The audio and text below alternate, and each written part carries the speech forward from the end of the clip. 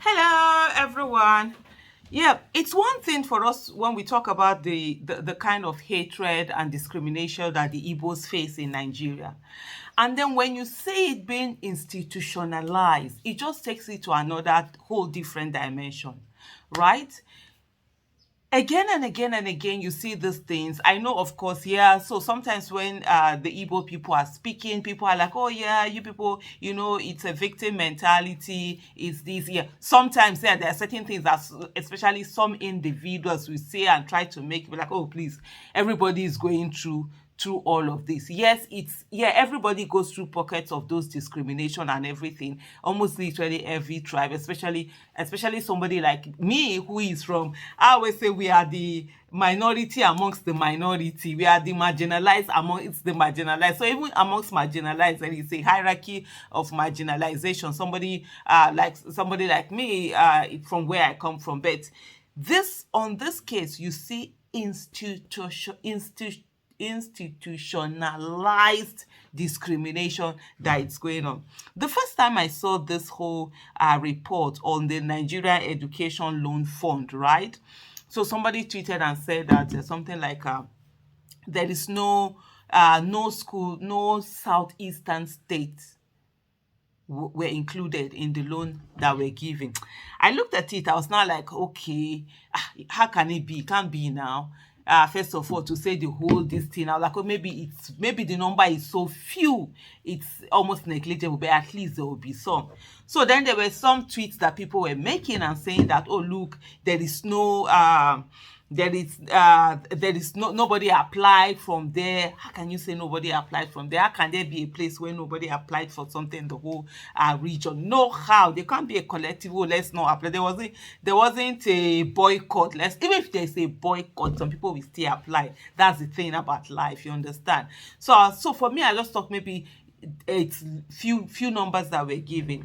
And then when they said that, oh, nobody applied and stuff like that, guess what happened? So people started bringing out application that individuals had done, so that you don't just come out and say that, oh, nobody applied. And then the next thing, the NAFOD itself. Now I'm trying to bring up, as you see me now, I'm just trying to bring up that particular. I had it lined up. So try to bring up, because now the Igbo Stakeholders Forum has reacted to this whole thing. So I'm trying to bring out that thing for some, because the NAFOD itself came out to now say that, oh yes, there was. Just hold on for a minute. Just hold on for me for a bit. Okay, so sorry about that short break that I had. So of course, people were not concerned, saying a lot of things. For example, a particular Twitter ex-user said, not surprised to see Southeast being neglected once again. No funds were allocated to students in Unizik, Futo, MOUAU, and even the University of Nigeria and Suka. I'm pretty sure a lot of students in those schools applied for the loans, just like every other Nigerian scholar. One Nigeria now. Then, of course, another thing that from here is that even the southern schools are not on the list. No school from south on the list. Then NEFOLD came, the body that's in charge of this disbursement of loan, came to respond and say, thank you for your concern. It's important to clarify that geopolitical zones are not a factor in the disbursement process. NEFOLD set a verification list to every institution eligible for disbursement. Payments are being made to institutions that have responded to this verification. Unfortunately, we have not yet received any response from the institutions in the Southeast. We urge these institutions to complete the verification process so that their students can benefit from the scheme. So no university from the Southeast, from the South side. And apart from that, I'm looking at the list of the many so far that have been dispersed. You're saying Bayero University, which by the way is the university that I finished for, I had my first degree, is getting 853 million naira. And then, University of Lagos is getting 122 million. I'm saying Bayero University is the university that got the highest, 853. Some universities are getting 1 million, 1.9 million. like this one in Abeokuta. University of Jos is getting 209, 15 million. Gusau, Oyo, some institution, Federal College of Education in Oyo got 18 million. Federal University, Duse got 207 million. Modibo, whatever university, Adamawa got 83 million. But how PUK alone is packing 580. Are there the students they are more, the students they applied more. University of Maiduguri got 589 million naira. So out of the 2.9 billion that has so far been dispersed. But anyway, for me, my main this thing is that there's a whole lot, going on. It just doesn't make sense that the whole university in the southeast and the south side, none of them, did their whatever verification process that they said that is being done. But in the meantime, also, there was a reaction from a particular body, the Igbo Stakeholders Forum. You understand? They did their own.